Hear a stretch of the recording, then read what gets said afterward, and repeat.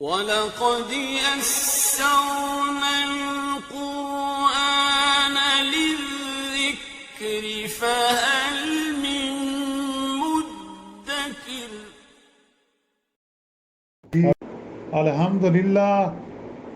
الحمدللہ وقفا وسلام علی عبادہ الذین اصطفیٰ اما بعد فاعوذ باللہ من الشیطان الرجیم بسم اللہ الرحمن الرحیم قالوا لئن لم تنتہ یا نوح لتکونن من المرجومین۔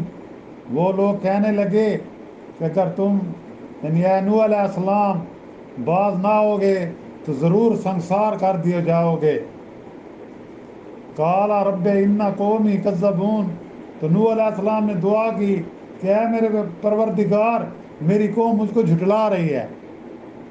فافتح بینی و بینہم فتح ونجنی ومن معی من المؤمنین، سو آپ میرے اور ان کے درمیان میں ایک فیصلہ کر دیجئے اور مجھ کو جو ایمان دار میرے ساتھ ہیں ان کو نجات دیجئے۔ سبحان ربک رب العزت عما یصفون وسلام علی المرسلین والحمد للہ رب العالمین۔ اللہم صلی علی سیدنا محمد وعلی آلہ وصحبہ وسلم۔ پارہ 19واں سورۃ الشعراء کی آیات مبارکہ 116، 117 اور 118، ان تین آیات مبارکہ کی تلاوت کی گئی ہے اور ساتھ ترجمہ کیا گیا ہے۔ جیسا کہ گزشتہ آیات میں حضرت نوح علیہ السلام اور ان کی قوم کے درمیان جو مکالمہ ہوا تھا وہ نقل فرمایا گیا تھا، اس کا ذکر ہوا تھا کہ جس کے آخر میں حضرت نوح علیہ السلام نے فرمایا تھا کہ میں نے غریب اور کم حیثیت لوگوں کو جو مجھ پر ایمان لائے ہیں اپنے پاس سے علیحدہ نہیں کر سکتا۔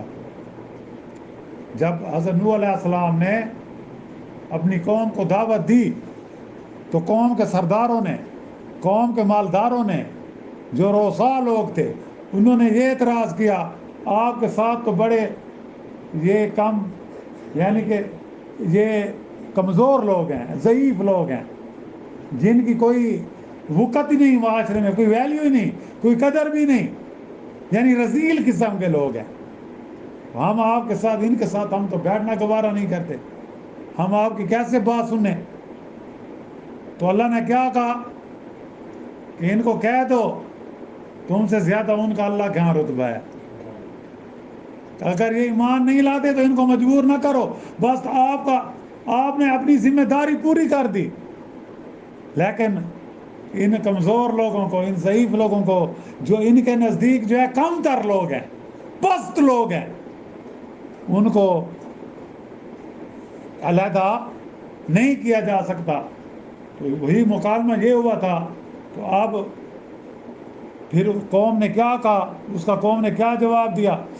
جب نوح علیہ السلام نے کہا کہ میں ان کو اپنے سے دور نہیں کر سکتا، اللہ نے ان کو ایمان کی دولت دی ہے، تو پھر قوم نے کیا کہا؟ قالوا لئن لم تنتہ یا نوح لتکونن من المرجومین۔ وہ لوگ کہنے لگے اے نوح علیہ السلام اگر تم باز نہیں ہوگے نا پھر ہم تم کو سنسار کر دیں گے۔ سنسار کا مطلب کیا ہے؟ پتھر مار مار کر آپ کو ختم کر دیں گے۔ تو یہاں یہی ہے کہ اپنے پاس سے علیحدہ نہیں کر سکتا، جیسا کہ قوم کے سردار خواہش مند تھے۔ نبی صاحب نے فرمایا کہ میرا فرض تم کو آگاہ کرنا ہے، میری ذمہ داری تم کو دعوت دینی ہے، میری ذمہ داری تم کو خبردار کرنا ہے کہ کل قیامت کو دوزخ کے عذاب سے بچ جاؤ، جہنم کی آگ سے بچ جاؤ۔ میں تمہارا خیر خواہ ہوں، میں تمہیں شرک سے بچانا چاہتا ہوں، میں تمہیں گناہ، اس شرک والے گناہ اور دوسرے گناہوں سے بچانا چاہتا ہوں، میں تمہارا ہمدرد ہوں، میری بات مان لو۔ لیکن قوم کہ جو متکبر تھے، وہ تکبر والے لوگ تھے، ان میں تکبر کوٹ کوٹ کر بھرا ہوا تھا، تو انہوں نے آپ کی بات نہ مانی۔ تو سو پیغام حق پہنچانا تھا۔ حضرت نوح علیہ السلام نے کہا میری ذمہ داری پیغام حق پہنچانا تھا، سو میں کر چکا، اور تم کو نافرمانی کی صورت میں اب عذاب الہی سے ڈراتا ہوں کہ آپ تمہیں اختیار ہے، مانو یا نہ مانو. مغرور قوم، وہ متکبر قوم، وہ جاہل قوم. اس کے جواب میں جہلانہ دھمکیوں پر اتر آئی، جیسا کہ ان آیات میں بتلایا گیا کیا کہ قالوا لئن لم تنتہی یا نوح لتکونن من المرجومین. اے نوح علیہ السلام اگر تو باز نہ آیا نا ہم تمہیں سنسار کر دیں گے. اور قوم نوح علیہ السلام، قوم حضرت نوح علیہ السلام سے کہنے لگی اے نوح اگر تم اس کہنے سننے سے باز نہ ہوگے تو پھر ہم تمہیں سنسار کر دیں گے، پتھر مار مار کر تمہیں جان سے ختم کر دیں گے. ان دھمکیوں کا اثر اللہ کے پیغمبر پر کیا ہونا تھا؟ وہ تو پیغمبر جو ہے بزدل نہیں ہوتا، پیغمبر کا ایمان مضبوط ہوتا ہے، اس کے ساتھ اللہ کی مدد ہوتی ہے، اس کے ساتھ اللہ اس کو پروٹیکٹ کرتا ہے. تو آپ نے انتہائی کوشش کی کہ بدبخت قوم سمجھ جائے، رحمت الہی کی آغوش میں آ جائے، مگر قوم نے نہ ماننا تھا. جس قدر آپ تبلیغ حق میں جدوجہد کرتے فرماتے، اس قدر قوم کی جانب سے بغض عناد بڑھتا گیا، اظہار احسانی بڑھتی گئی، تکلیف میں تو ان کی تکلیف دینا زیادہ ہوتا گیا. پھر آخر میں جیسا کہ سورۃ ہود 12 اس بارے میں بھی ذکر ہوا تھا کہ قوم کے لوگ زچ ہو کر کہنے لگے پھر اے نوح علیہ السلام اب ہم سے یہ لسانی جنگ و جدال ختم کرو، یہ مکالمہ بازی ہم سے ختم کرو، اور یہ جھگڑا قصہ بس اب اس کو ختم ہونا چاہیے. جو تم ہم کو عذاب الہی سے ڈراتے ہو نا، اگر تم سچی ہو تو لا کر دکھاؤ. جیسا کہ کفار مکہ حضور اکرم صلی اللہ علیہ وسلم کو کہتے تھے کہ ہم آپ کو نہیں مانتے اللہ کا نبی، ہم پر پتھروں کی بارش کر دو، اللہ سے کہو کہ ہم پر پتھروں کی بارش آئے، ہم کو عذاب دے. اس قوم نے بھی یہی کہا، بس اب بہت ہو چکی. 950 سال تک حضرت نوح علیہ السلام نے اپنی قوم کو تبلیغ کی. آخر قوم کیا کہتی ہے؟ اب تمہارا ہمارا بس قصہ ختم ہونا چاہیے، بہت ہو گیا. آپ اپنی تبلیغ سے باز آنے والے نہیں، ہم ماننے والے نہیں، لہذا لے ہو عذاب. اپنے اللہ سے کہو کہ وہ ہم پر عذاب لے آئے، جیسا کہ سورۃ ہود علیہ السلام میں ذکر ہوا. تو حضرت نوح علیہ السلام نے یہ سن کر ان کو جواب دیا. کیا جواب دیا؟ کہ عذاب الہی میرے قبضے میں نہیں ہے، وہ تو اس کے قبضے میں ہے جس نے مجھ کو رسول بنا کر بھیجا ہے، چاہے تو یہ اب بھی ہو جائے. بہرحال جب قوم کی ہدایت سے حضرت نوح علیہ السلام بالکل مایوس ہو گئے، نہ امید ہو گئے، اور قرآنی تصریح کے مطابق حضرت نوح علیہ السلام نے قوم کو تقریباً کتنے بار تبلیغ کی؟ 950 بار. 950 بار یعنی 1000 سال سمجھ لو نا تقریباً. اور سوائے گنتی کے چند نفر کے کوئی ایمان نہ لائے. صرف مخصوص آدمی تھے جن کو اللہ نے اس کشتی میں بچایا تھا، جو کشتی میں سوار ہوئے تھے. تو آپ سخت ملول ہوئے، پریشان تھے، جیسا کہ نجات میں بتلایا گیا. تو آپ نے کیا کہا اللہ تعالیٰ سے کہ قال ربی اے میرے رب انا قومی کذبون، یہ قوم مجھے جھٹلاتی ہے، یہ قوم مجھے جھٹلا رہی ہے، یہ میری بات نہیں مانتی. میں جتنا ان کو تبلیغ کرتا ہوں یہ اتنے میرے مخالف ہوتے جاتے ہیں، میرا مذاق اڑاتے ہیں، میرے ساتھ مباحثہ کرتے ہیں، تو یہ مجھے سچا نہیں مانتے. تو پھر آپ نے بارگاہ الہی میں دعا مانگی کہ اے میرے پروردگار، میری قوم نے میری بات نہ مانی، مجھے سچا نہ جانا اور برابر مجھ کو جھٹلاتی رہی.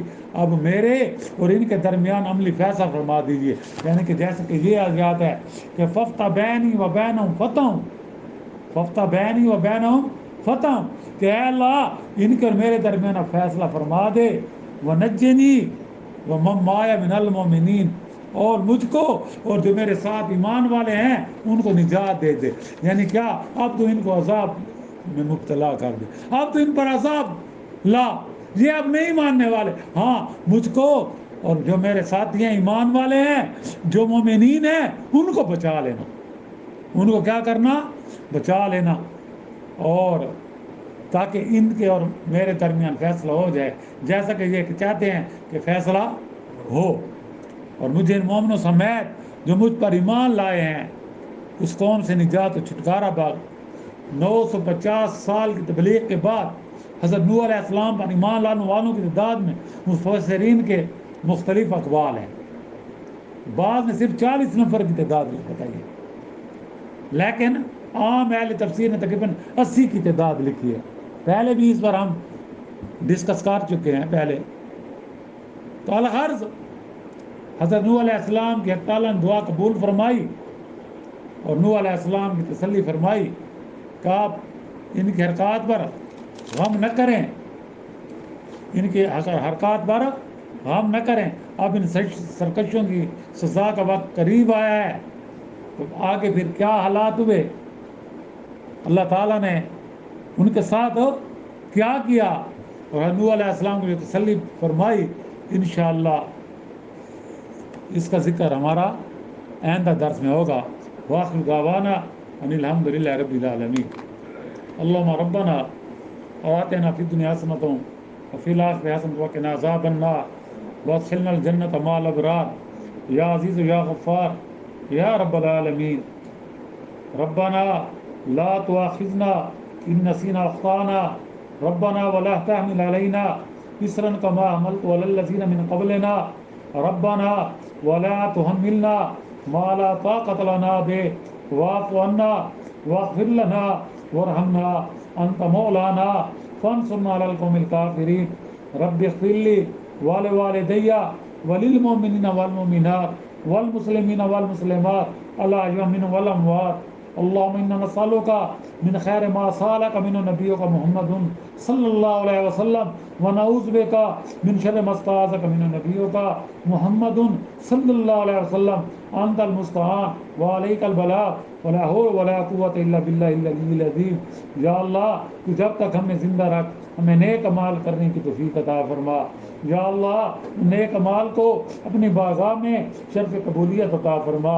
یا اللہ نیک اعمال کا ثواب حضرت آدم علیہ السلام سے لے کر قیامت تک جتنے بھی مسلمان جن انسوں مرد عورتوں سب کو عطا فرما۔ ربنا تقبل منا انك انت السميع العليم وتب علينا انك انت التواب الرحيم۔ صلی اللہ تعالی علی خیر خلق محمد وآلہ وصحبہ اجمعین برحمتک یا ارحم الراحمین۔